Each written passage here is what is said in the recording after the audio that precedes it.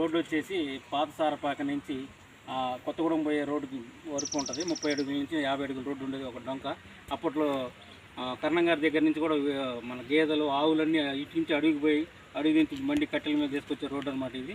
ఈ రోడ్డు కనుక ఇప్పుడైనా ఊర్లో ఉన్న నీళ్ళన్నీ ఈ రోడ్డు మీదకి వచ్చేసి రోడ్డు మొత్తం డౌన్ అయిపోయి మురికి కాలువలాగా తయారైపోయింది. ఇప్పుడున్న అధికారులైనా తాత్కాలికంగా కాలువలు తీసి కొంచెం మట్టి పోస్తే గ్రవాలు పోస్తే నడవడానికైనా బాగుంటుంది. ఈ రోడ్డు ఎంత త్వరగా చేస్తే అంత మంచిది. వర్షాకాలంలో ఈ రోడ్డు మీద నుంచే ఇక్కడ జామాయిలు చేసిన కానీ పొలాలు పోయే పత్తి చేలు పోయే రైతులు కానీ అందరూ కూడా ఇబ్బంది పడుతూ ఉన్నారు. అసలు ఇది మొత్తం మురుగు డ్రైనేజ్ అయిపోయింది.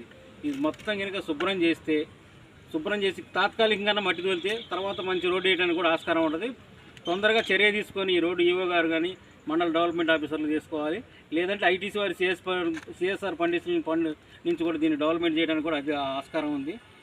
చాలా తొందరగా చేస్తే ఈ రోడ్లు తొందరగా డెవలప్మెంట్ అయితే ముందు ఈ మురుగు తీసేస్తే దోమలు ఇవన్నీ రాకుండా ఉంటాయి. ఈ చుట్టుపక్కల ఉన్న ఇళ్లలో వల్ల కూడా ఈ దోమలు అధికంగా ఉండటం వల్ల మలేరియా జలాలు ఇలాంటివి వస్తూ ఉంటాయి. అలాంటివి తగ్గుతాయని నేను కోరుతున్నాం.